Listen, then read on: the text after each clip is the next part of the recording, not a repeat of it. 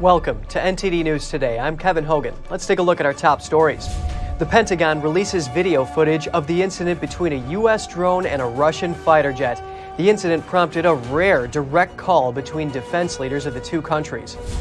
A massive study says natural immunity is the best protection against COVID, beating out all vaccines. The study analyzed data from 65 other studies and 19 countries. Stanford apologizes for the disruption to a federal judge's talk at its law school. This and the protest at UC Davis over an event featuring Charlie Kirk raise questions about free speech in America. We bring you analysis. Florida Governor Ron DeSantis, national actions for publicity could allegedly be illegal. That's what an organization with ties to former President Trump says. The DeSantis office denies those claims.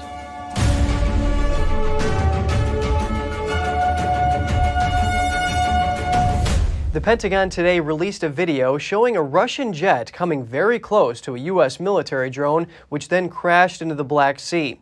It's an incident Washington called unsafe and reckless. Here's more.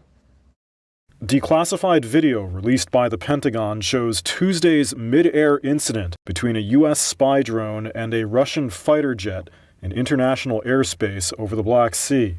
The Russian aircraft can be seen approaching the American Reaper drone, which operators say they then had to crash into the waters of the Black Sea.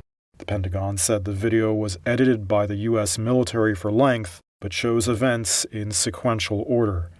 U.S. officials had earlier described how two Russian jets first harried and dumped fuel on the unmanned vehicle before the eventual collision, which is not shown on the released video. The incident prompted a rare direct call between military leaders in Washington and Moscow. I just got off the phone with my Russian counterpart, Minister Shoigu. Defense Secretary Lloyd Austin said he'd spoken with Russia's defense minister. And the United States will continue to fly and to operate wherever international law allows. And it is incumbent upon Russia to operate its military aircraft in a safe and professional manner. U.S. General Mark Milley, the chairman of the Joint Chiefs of Staff, said it was not yet clear whether the collision was intentional or accidental.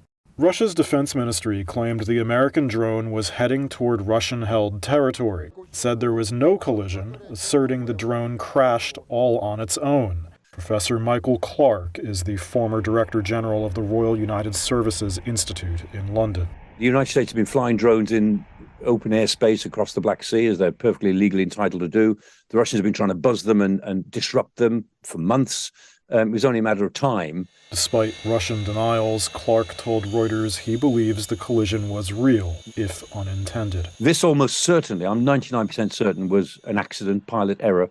I mean, the Su-27 pilot who can deliberately and safely fly his plane into the propeller of a Reaper drone hasn't yet been born. So I'm sure it's an accident, and that pilot's very lucky. Russia said it would try to recover the drone wreckage from the sea. General Milley said the waters where the drone splashed down were 4,000 to 5,000 feet deep, making any recovery attempt difficult.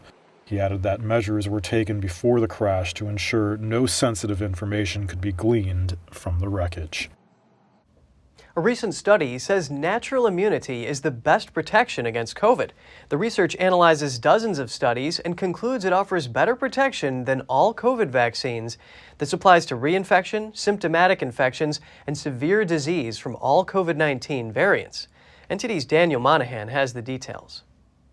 The large-scale study published in The Lancet used data collected from 65 studies from 19 countries. It demonstrated that previous infection was quite effective against reinfection, symptomatic, or severe disease. According to the study data, prior infection of COVID offers over 80% protection against reinfection, over 82% against symptomatic infection, and 78% against severe disease. That applies for the original strain and the Alpha, Beta, and Delta variants. The protection offered by a previous infection also lasts much longer than that of a vaccine and remains at a higher level compared to many other vaccines as well as their boosters.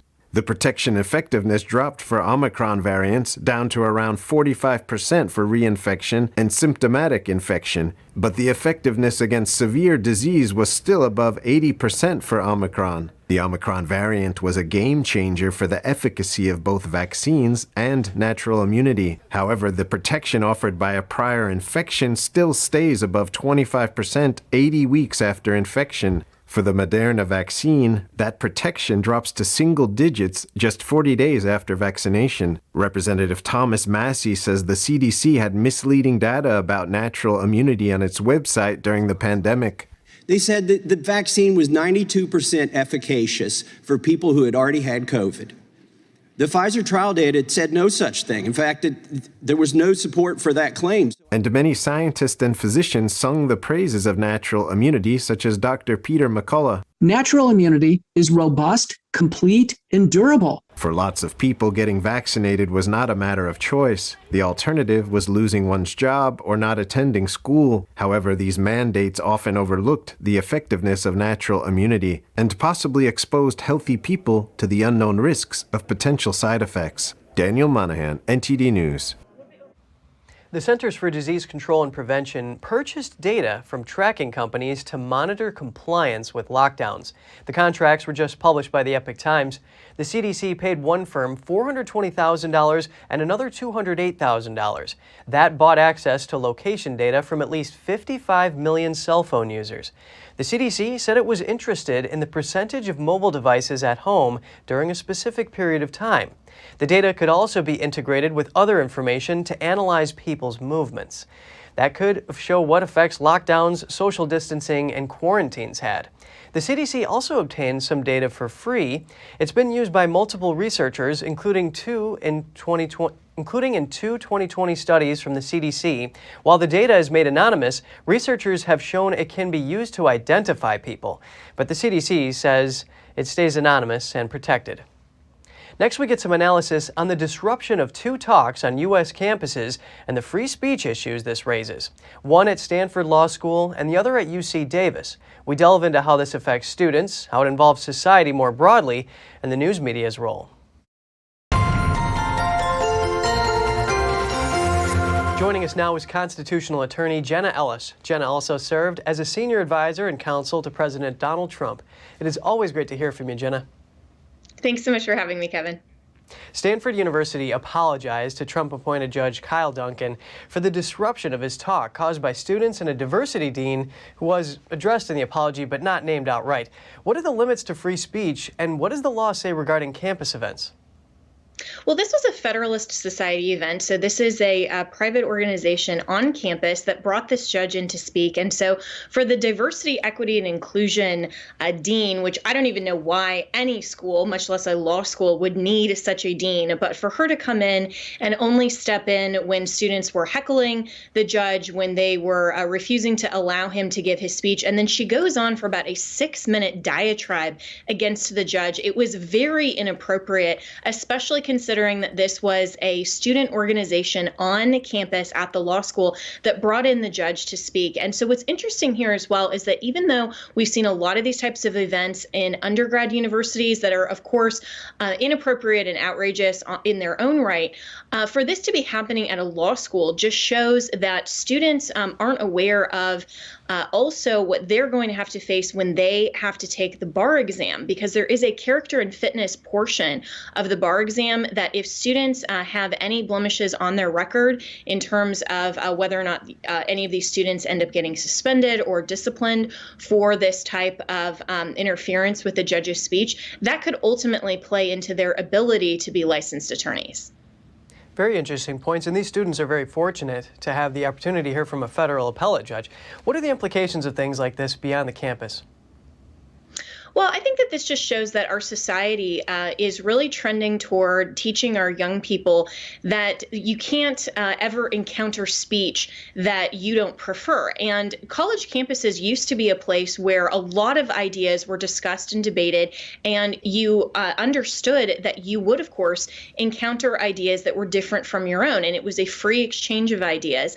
But now we're seeing the progressive leftists, especially with the rise of organizations like BLM that promote violence. They promote an Antifa that promotes violence, that are telling our young people, instead of engaging with ideas that they find offensive, to simply shout down those ideas or start to promote violence. And I think it's a very dangerous precedent when we have these types of situations at law schools and on college campuses that aren't really handled immediately appropriately by the dean and by the administration. It is important for open discourse to be exposed to points of view that might not necessarily fall within what one would call preferred speech. Now, how does the disruption of Judge Duncan's talk compare to the protests of Charlie Kirk's speech that turned violent and ended with smashed windows? And can you comment on the Sacramento Bee's retracted article? Yeah, well, thankfully, at least as far as we know, the protest for Judge Duncan didn't result in any sort of instigation of violence, unlike what happened with Charlie Kirk. And when Antifa is showing up and trying on purpose to promote violence in order to shut down speech, this is, again, where we cannot be promoting a society that would foster this kind of violence in response to free speech. And so if someone doesn't like a speaker like Charlie Kirk that comes into campus, then just don't come. But the legal option is not to go and then start smashing windows and promoting other types of violence. But the Sacramento Bee actually issued a retraction because they had originally written that Charlie Kirk was calling for the lynching of trans people, which of course was not the case. Charlie then tweeted a demand for a retraction, and yesterday Charlie Kirk posted that the Sacramento Bee had actually retracted that and issued an apology for those statements previously. And so I think it's always a good idea for conservatives to push back on misleading or outright false headlines because we need to make sure to keep the freedom of the press, but also that the press comments and reports fairly and accurately. Constitutional attorney Jenna Ellis, thank you so much for your analysis today. Thanks, Kevin. An ally to former President Trump is calling for an investigation into Florida Governor Ron DeSantis. That's for allegedly breaking state law by building up a presidential run. Here's the story. A Political Action Committee, or PAC, ally with former President Trump is seeking an ethics investigation against Florida Governor Ron DeSantis. The governor is a presumed challenger to Trump's bid to become the 2024 Republican presidential nominee. Taylor Budowich is the head of a PAC called Make America Great Again Incorporated. Budowich alleges that DeSantis has been running an illegal shadow campaign for president and is skirting Florida's Resign to Run law. Florida's Resign to Run law requires the resignation of any state office holder who qualifies for an overlapping federal office term. However, it's not clear when exactly the person should resign. DeSantis hasn't officially announced a presidential run yet. However, Budowich's letter says DeSantis is already a de facto candidate for president while conducting a multi-state tour to promote his new book. Budowich sent a letter to the Florida Commission on Ethics to investigate DeSantis' activities. He alleges DeSantis' failure to declare his candidacy is no mere oversight. It is a coordinated effort specifically designed for him to accept as unethical gifts, illegal campaign contributions, and certain personal benefits. Budowich also claims that DeSantis leaves the State House vacant while embarking on his national book tour. A spokeswoman for the Ethics Commission said she could neither confirm nor deny whether a formal complaint against DeSantis was lodged. Governor DeSantis' communications director said on the allegations, adding this to the list of frivolous and politically motivated attacks, it's inappropriate to use state ethics complaints for partisan purposes. Budowich says DeSantis should be penalized if the Ethics Commission finds wrongdoing, possibly by removing him from office and disqualifying him from any future ballot in Florida. Credit Suisse announced today it would borrow up to $54 billion from the Swiss central bank. That's after its shares dropped by as much as 30% yesterday and closed the day at about 14% down. The news of the loan helped slow heavy selling in Asian markets this morning and sent Credit Suisse shares up close to 26%. But trade remains volatile and sentiment fragile. Here's more on the bank's situation. Swiss investment bank Credit Suisse is navigating financial trouble. Its biggest shareholder, Saudi National Bank, says it can't increase its stake in Credit Suisse anymore due to regulations. This prompted investors to sell. Credit Suisse shares lost more than a quarter of their value at one point on Wednesday, hitting a record low. Started with SVB, Silicon Valley Bank, over the weekend, and then the Signature Bank failure. And Credit Suisse has experienced some of the same challenges that those banks have in terms of deposit withdrawals. You had $110 billion of Swiss francs leave Credit Suisse in the fourth quarter. Financial analyst Robert Kiyosaki, who predicted the collapse of Lehman Brothers back in 2008, made the following prediction on Fox News this Monday. The problem is the bond market. And my prediction, I called Lehman Brothers years ago, and I think the next bank to go is Credit Suisse because the bond market is crashing. The trouble of Credit Suisse is fanning new fears about the health of financial institutions. A financial expert says a potential collapse of Credit Suisse would be more devastating than the recent collapse of Silicon Valley Bank and Signature Bank in the U.S. Its balance sheet is about 2.5 times as big as SVB. It's about $500 billion Swiss franc, which is not that far from $500 billion dollars. So it's bigger, but the more important difference is that Credit Suisse has a lot of links to the financial sectors of other countries.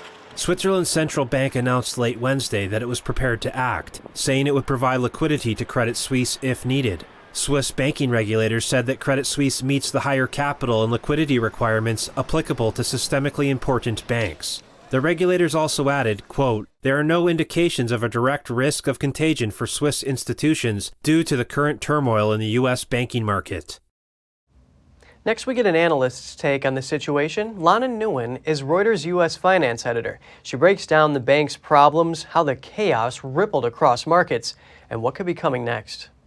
It's had a series of scandals over the last few years, including, management drama, on top of large trading losses because of its dealings with a big family office. And since the fall, it's been really trying to turn the ship around by launching a strategic review. It's laid off thousands of employees. So those are Credit Suisse specific problems. Layer on top of that the fact that 3 U.S. banks have failed in the last week. That has really shaken the confidence of investors about the banking sector as a whole. It is a globally systemic important bank. Systemically important in regulator speak means that this is a really big bank. It has a lot of interconnections across the economy. That includes stock markets, bond markets, sovereign bonds for many different countries. And so it just shows how large these institutions are and how important they are in the global economy. So anytime there's a knock to confidence, it will knock confidence across the board, across the global economy, not just in one narrow spot. The question is whether this knock to confidence is also going to start a self-fulfilling downward negative spiral that then leads to a full-blown financial crisis and panic. The U.S. Treasury says it's monitoring the situation around Credit Suisse and is in touch with global counterparts. The House Financial Services Committee wants to learn more about the collapse of Silicon Valley Bank. The chair of the committee, North Carolina Representative Patrick McHenry, says he is planning to call a hearing on the issue. It is my responsibility as chair of the Financial Services Committee to get to the bottom of what happened. Then we can decide on the path forward. McHenry indicated that consequences for SVB's executives should be on the table if they determine mismanagement led to the failure.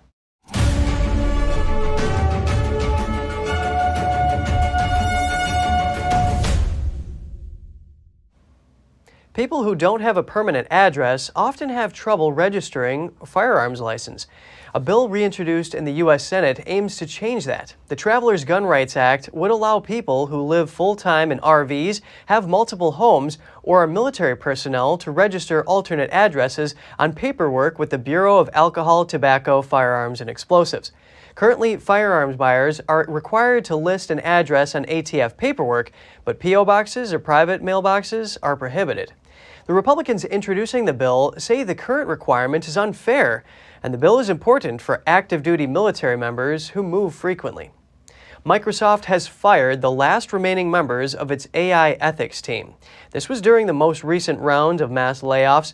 The company is signing a multi-year, multi-billion-dollar investment deal with OpenAI. That's the startup behind AI-powered image and text generators.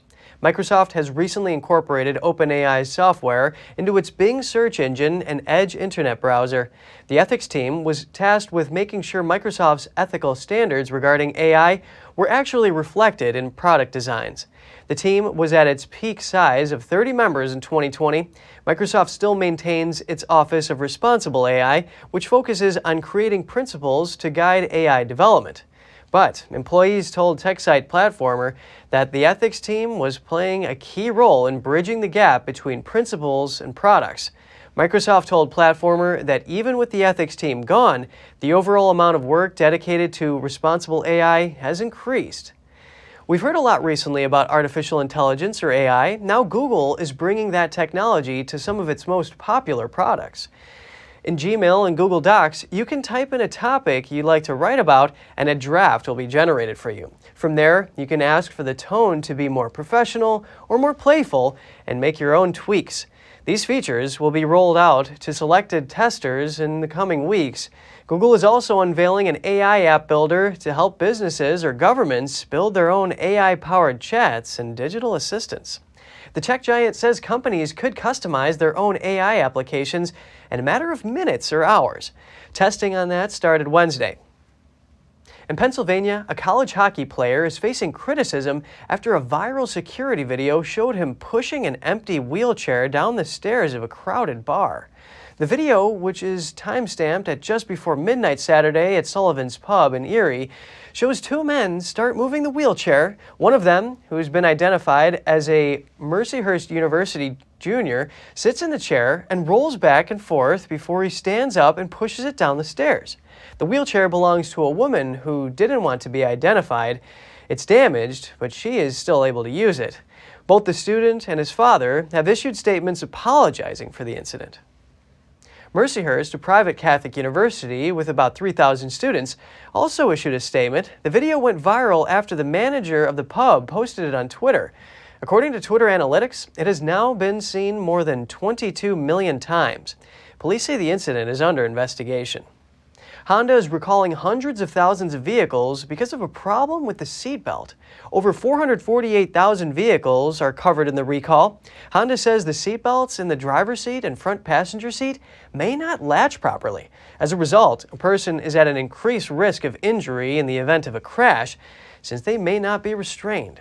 The automaker says it has not received any reports of injuries due to the problem. Impacted owners will be contacted by mail starting April 17th. Bars and nightclubs in Miami Beach will be allowed to serve alcohol until 5 a.m., at least through the spring break season. Earlier this week, a judge had ruled that the time for last call for alcohol in parts of South Beach could be moved up to 2 a.m. That was to address residents' complaints about noise from bars and nightclubs. But then on Wednesday, a judge granted a temporary halt to the planned limit on alcohol sales after 2 a.m. in South Beach. That's after Story nightclub filed a motion to withhold enforcement of the city ordinance until after March 27th, when spring break tourism peaks. In the southern tip of Florida, a project to rehydrate the wetlands of the Everglades is in full swing. The unique ecosystem provides fresh water for almost 9 million Americans.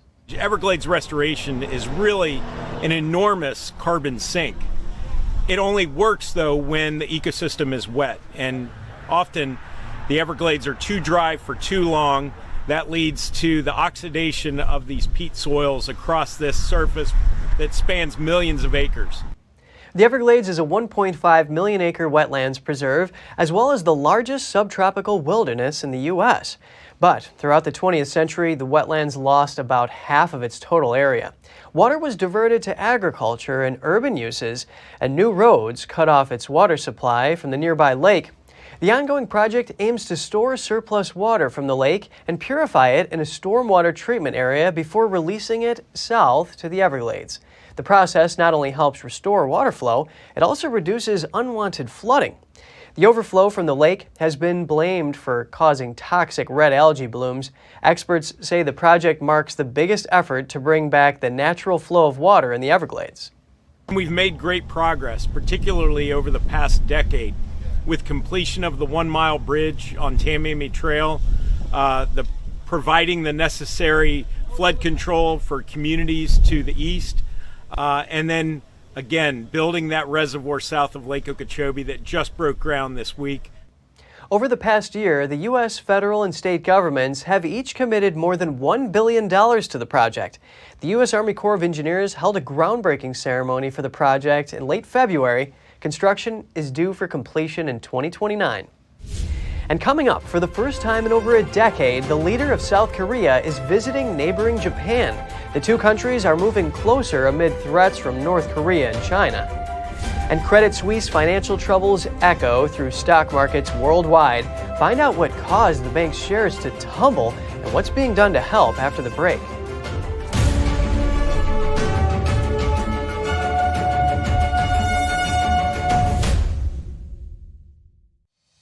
We're entering an unprecedented period of economic turmoil. The economy is unstable, our government is in shambles, and the global war on energy has created a domestic crisis. Americans need a way to protect their financial future. One way to ensure your wealth in retirement is by purchasing physical gold and silver. We can help. You can roll any part of your retirement account into a gold or silver IRA.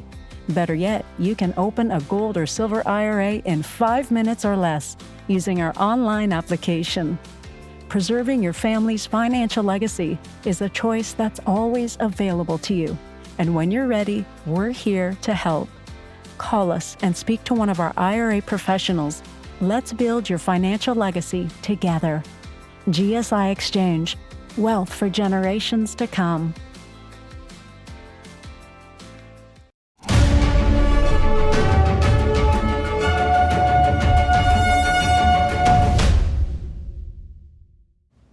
Good to have you back with us. South Korea's president is in Japan today.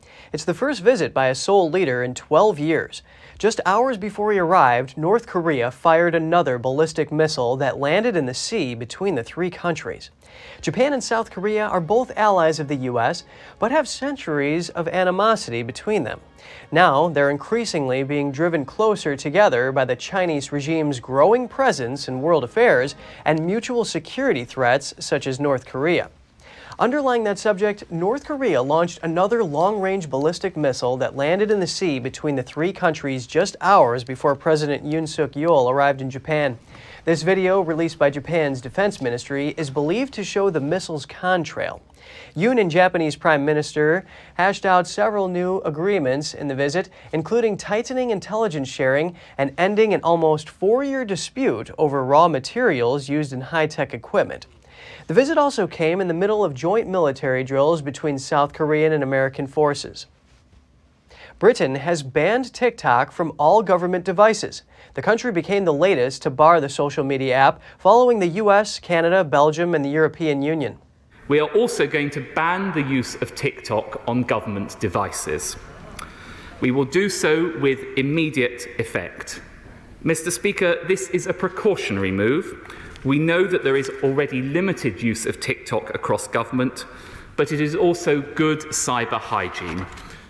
Cabinet Office Minister Oliver Dowden said the decision was based on an official review. He referenced the platform's access to sensitive government data and says the ban doesn't apply to personal devices, adding government devices will only be able to access third-party apps from a pre-approved list. Concerns are mounting that TikTok's access to user data could harm Western security interests. The popular app is owned by Beijing-based company ByteDance and is required to provide data to the CCP if asked to do so. Meanwhile, the White House has warned that TikTok may be banned across the U.S. if ByteDance refuses to sell its stake in the app. And in New York, prosecutors arrested exiled Chinese businessman Guo Wengui yesterday. He is accused of orchestrating a scheme to defraud more than $1 billion from his online followers. NTD's Jeremy Sandberg has more on his arrest. Guo Wengui, also known as Miles Guo, faces an 11-count indictment charging him with wire fraud, securities fraud, bank fraud, and money laundering. The Justice Department says about $634 million in illicit funds were seized from Guo's 21 different bank accounts between September 2022 and March 2023. The DOJ stated that it seeks to forfeit the funds. They believe the money is from his alleged fraud. Prosecutors say Guo used the funds to enrich himself and his family. Some of his assets include a 50,000 square foot mansion worth around $26 million, a $3.5 million Ferrari, and a $37 million luxury yacht. The Ferrari has also been seized. Authorities say Guo and his longtime financial advisor, King Ming-je, cheated thousands of followers since 2018 by promising investment returns. They are being accused of diverting much of that money. The 52-year-old Chinese billionaire fled to the United States in 2015 and bought a penthouse apartment at a hotel overlooking Central Park. Court filings state he gained a substantial online following as a vocal critic of the Chinese Communist Party in about 2017 and exploited his fame to solicit investments. Guo was arrested Wednesday morning in an FBI raid on his apartment. He pleaded not guilty in Manhattan federal court and is being held without bail. Zhe lives in London and faces the same 11 criminal counts, plus an obstruction charge. He is at large. A fire broke out in Guo's apartment following the raid. An FBI spokesperson confirmed agents were still inside Guo's apartment when the fire started, about 6 hours after Guo was arrested. The agents evacuated and reported the fire to police. Jeremy Sandberg, NTD News. Honduras is cutting ties with Taiwan and seeking official relations with China. The Honduran president announced the decision on Tuesday. Honduras' foreign minister says the decision is driven by pragmatism, not ideology. He cited rising debt and investment needs. The country owes Taiwan around $600 million. The finance ministry says total external debt for Honduras stood around $8 billion in the third quarter of 2022. The move comes ahead of a visit by Taiwan's President Tsai Ing-wen to the U.S. and Central America. If Honduras does end relations with Taiwan, it will leave the island with only 13 diplomatic allies. Here's what an analyst said about the switch. No, para China el interés es meramente político. For China, the interest is purely political. It is to take away another ally from Taiwan and confront the United States, and that is what's happening. We are part of the pieces of an international chess game, but we don't understand it. We think we are big players if we establish relations with China. China is using us. Taiwan has accused China of luring its allies with pledges of massive loans. Taiwan's foreign ministry is urging the Honduran government to consider its decision carefully. They warned them not to fall into China's trap. The U.S. State Department also has a warning for Honduras. A State Department spokesperson said yesterday the Honduran government should be aware that China makes many unfulfilled promises. And if you have any news tips or feedback for the show, don't hesitate to email us at news.today@ntd.com. Just ahead, the leader of Syria says he supports Russia setting up new military bases in his own country. This comes after he concluded a meeting with President Putin in Moscow. And Ukrainian soldiers are training with Germany's Leopard tanks. Ukraine hopes the tanks will give them an edge in what has become a war of attrition. Stay tuned for more in just a minute.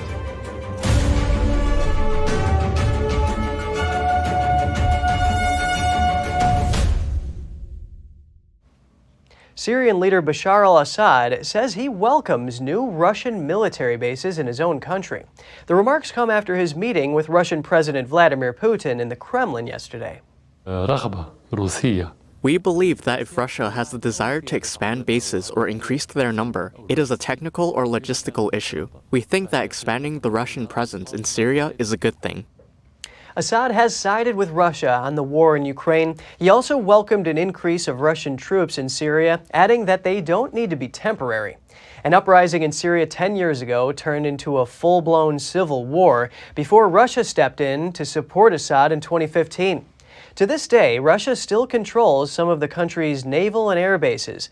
Assad said Russia and Syria plan to sign a draft of deals on economic cooperation in the coming weeks. Speaking of Russia, President Putin is urging Russia's billionaires to invest in new technology, production facilities, and enterprises. This is to help overcome what he said were Western attempts to destroy its economy.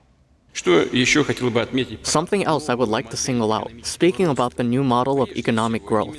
First of all, we need to increase production facilities and start new enterprises, create new jobs across the country, using domestic technological base and in cooperation with friendly countries.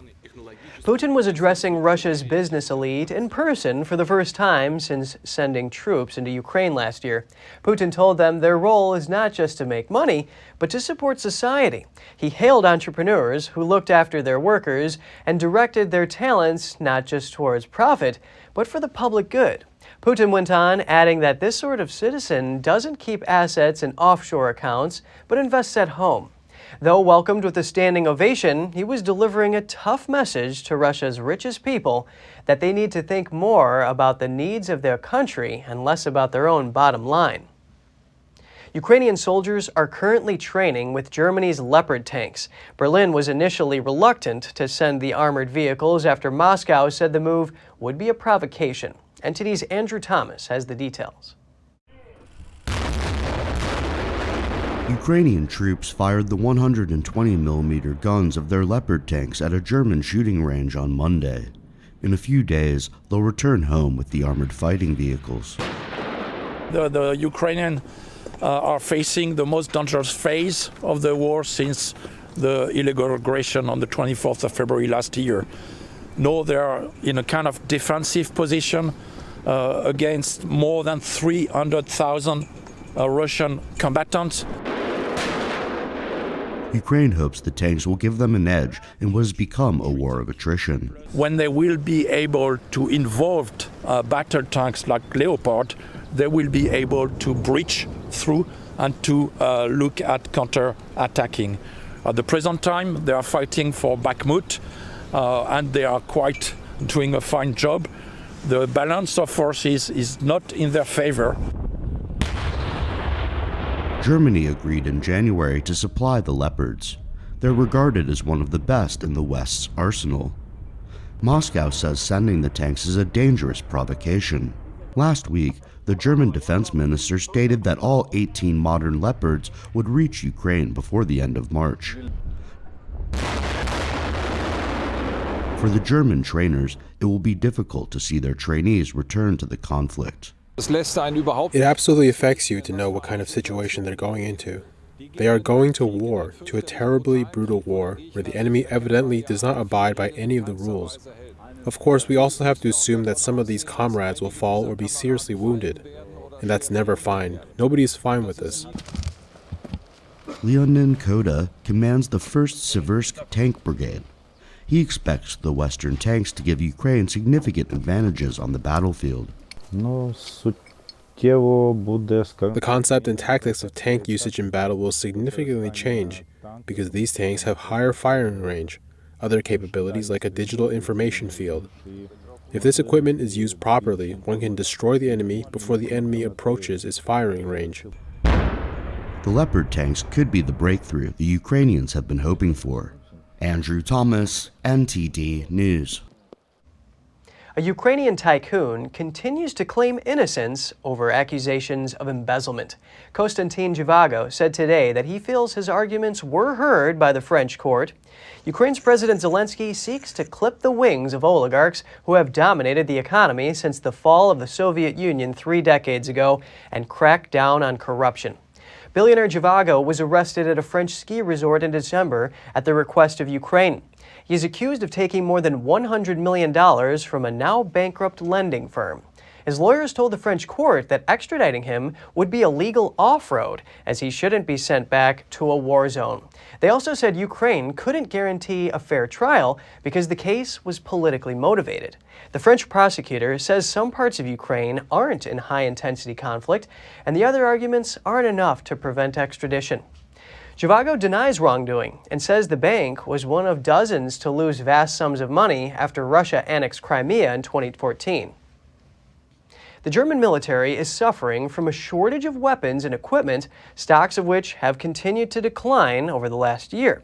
The German Parliament's Armed Forces Commissioner has denounced the government for being slow to replenish stocks after rushing arms to Kyiv, and for a delay in spending a special fund to boost Germany's defenses. Here's the story. A senior German MP has lamented the slow pace of Germany's drive to modernize its military, the Bundeswehr. The Bundeswehr has too little of everything, and it has even less since February 24, 2022. This affects the training, this affects the exercises, and this also affects the equipment in the field. In the wake of Russia's invasion, Chancellor Olaf Scholz pledged last year to increase defense spending to NATO's target of 2% of GDP and create a €100 billion special fund to bring the forces back up to scratch. The lawmaker who acts as the advocate of the armed forces noted none of the fund was actually spent, though some major orders were placed. In her annual report, Hugel called the state of the barracks across the country pitiful, with some lacking functioning toilets and clean showers. She also urged the government to replenish the military stocks after rushing arms to Kiev. It will be a while before we can say that our troops are fully operational, but I would like to give you a figure. It should be a target of 2030-2031. After hesitating to send lethal weapons to Ukraine, Germany has since become one of Kiev's biggest arms suppliers. Germany's defense minister is seeking to raise his budget by about £8 billion a year. Police in Vienna stepped up armed patrols at churches after intelligence indicated a potential Islamist attack. Police took the rare step of warning the public on social media of the heightened presence of armed officers, including special forces. The tourist-filled streets of central Vienna remained busy as usual after the warning, and the increased police presence at St. Stephen's Cathedral was barely noticeable. Vienna is among the safest capitals in the world, and militant attacks are rare. And just ahead, the UK announces sweeping state-funded childcare reforms and pension tax breaks, encouraging people to return to work. Find out what's in the new budget. And bird flu was detected in Chile this week. Around 40,000 poultry had to be culled and buried. Stay tuned for more on that when we return.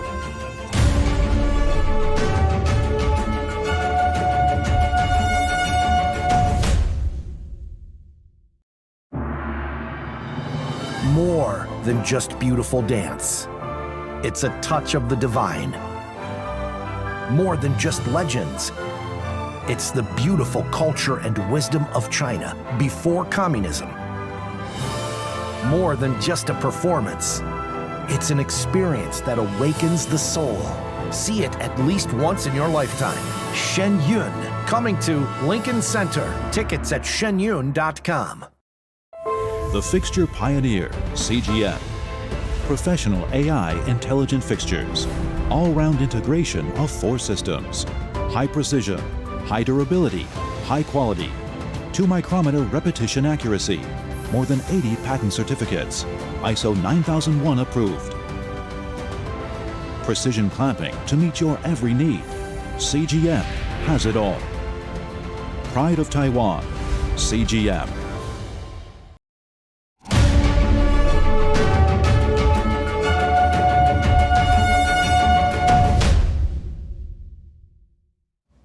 Welcome back. In the UK, Chancellor Jeremy Hunt unveils his first budget, which he says aims to spur on the economy.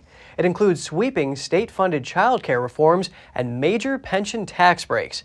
The hope is to incentivize people on universal credit and people over 50 to work. Call a Chancellor of the Exchequer. Chancellor Jeremy Hunt said on Wednesday the economy will avoid a recession while unveiling his budget to the Commons. They forecast we will meet the Prime Minister's priorities to halve inflation, reduce debt and get the economy growing. We are following the plan and the plan is working. The Office for Budget Responsibility forecast a contraction of 0.2% this year, a significant improvement on the over 1% drop predicted in November. Hunt also said inflation is forecast to fall to less than 3% by the end of the year. Other key points included a major expansion in state-funded childcare. The Chancellor pledged up to 30 hours a week for children as young as 9 months. He said the phased policy, which will be fully introduced by September 2025, will be worth up to £6,500 a year for working families. I don't want any parent with a child under 5 to be prevented from working if they want to, because it's damaging to our economy and unfair mainly to women. He also promised an expansion in wraparound care at the start and finish of the school day for parents with older children. Other changes relate to staff-to-child ratios in England that will allow the expansion of childcare supply. I want to help the 700,000 parents on universal credit, who until the reforms I announced today had limited requirements to look for work. Many remain out of work because they cannot afford the upfront payment necessary to access subsidised childcare. The Chancellor announced a major tax break to encourage people over 50 to continue to work. No one should be pushed out of the workforce for tax reasons. So today I will increase the pension's annual tax-free allowance by 50%, from 40,000 to 60,000. Some have also asked me to increase the lifetime allowance from its £1 million limit. But I've decided not to do that. Instead, I will go further and abolish the lifetime allowance altogether. Labour leader Sir Keir Starmer said the Chancellor's budget was dressing up stagnation as stability. After 13 years of his government, our economy needed major surgery. But like millions across our country, this budget leaves us stuck in the waiting room with only a sticking plaster to hand. A country set on a path of managed decline, falling behind our competitors, the sick man of Europe once again. As part of a package aimed at helping with the cost of living, the Chancellor said the energy price guarantee will be extended at its current level from April to June. This maintains the cap of average household energy bills at £2,500. The fuel duty freeze is to stay for another year, and the 5p cut to fuel duty implemented a year ago will also be maintained for another year, saving the average driver around £100. Solar panel installations in the UK doubled in 2022 compared to the year before. Homeowners are attempting to beat the spike in energy prices. NTD's Andrew Thomas has the latest. In this town north of London, Kumi Tiruchelvam checks his smart meter. It reads 0 watts, which means he's not using any electricity from the grid. So nothing from the grid at the moment, and if I just press this button here, we'll show cost, which is 0 for electricity from the grid, and my current load in the house coming from the solar panels. Tiruchelvam spent between $14,000 and $15,000 to install solar panels, but he considered it a good investment amid surging energy prices. The Office for National Statistics found that electricity prices in the UK were up 67% this January compared to January 2022. And we've had a combination of soaring energy prices around the world, and then also we've increased our electricity consumption in the home through a number of reasons, including electric vehicles. Tiruchelvam used Otovo to get a quote for the solar panel installation. The Norwegian company recently launched in the UK. Using their app, he can monitor the electricity generated from his phone. It's very simple. You go to otovo.co.uk, you enter in your postcode, and then you're able to generate basic pricing based on whether you want a battery, how many panels you want, and then based on that, you input your personal details, and you can be put in touch with one of our sales consultants. The UK isn't particularly well known for its pleasant weather, but that doesn't mean the panels are ineffective. Despite the weather that we have today and the general conception of cloudy days in the UK, actually it's one of the very well-producing countries in Europe. In fact, the UK is able to compete with other large European countries. So we produce the same amount of solar kind of electricity as comparable to, say, Germany and in many parts of France and Spain. So there's quite enough sunlight in the UK for consumers. In January alone, there were nearly 15,000 domestic solar power installations added to the British grid. That's more than any other month since 2016. Andrew Thomas, NTD News. A hotel in a southern English town had to be evacuated when it went up in flames this morning local time. The building was reportedly housing Ukrainian refugees. Eyewitness video showed a huge fire ripping through the 400-year-old Angel Inn in Midhurst, West Sussex, and the building next door.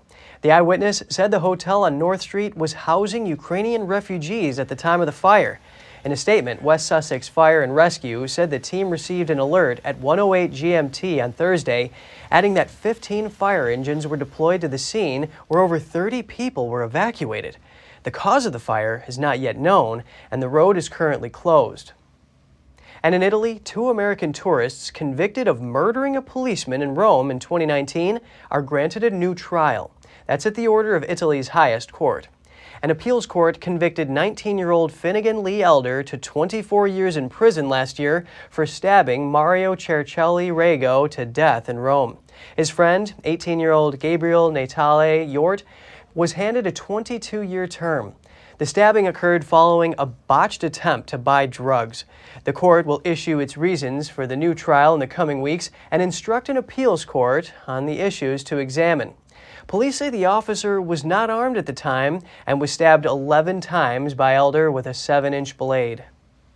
The defense argues that plainclothes police did not identify themselves as law enforcement. The encounter happened during an operation to recover a backpack that the two Americans stole during a failed drug deal. Elder claims he pulled out the knife in self-defense to break free as the officer tried to strangle him. Natale Yort testified that he grappled with the officer's partner and was unaware of the stabbing when he ran back to his hotel. Fish in Spain are being hit hard by dry weather. Tons are being killed off in Catalonia as part of an anti-drought measure by the region. The aim is to preserve water quality in a drying reservoir. Fishing boats could be seen sailing around what's remaining of the reservoir using their nets to catch the fish. Local authorities say they would struggle to survive in the low oxygen water. Invasive species are set to be euthanized, while natives will be released in nearby waters. The hope is to minimize the risk of a massive fish die-off contaminating the drinking water. From fish to birds, around 40,000 chickens were culled and buried in central Chile yesterday. The country took these steps after detecting its first case of bird flu in an industrial setting. A farming official says it was a limited event and authorities haven't detected more cases in the surrounding area. The outbreak was detected on Monday in a plant belonging to meat producer AgroSuper in central Chile. The government then suspended chicken exports for a 28-day period. Cases of bird flu, mostly in wild animals, have been detected in Chile since late last year.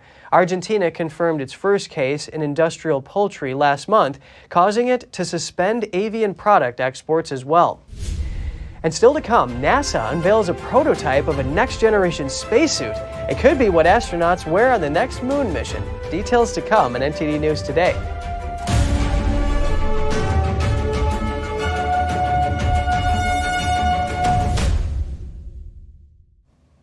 NASA on Wednesday unveiled the first prototype for a newly designed next-generation spacesuit, making the traditional puffy moon suits all but obsolete.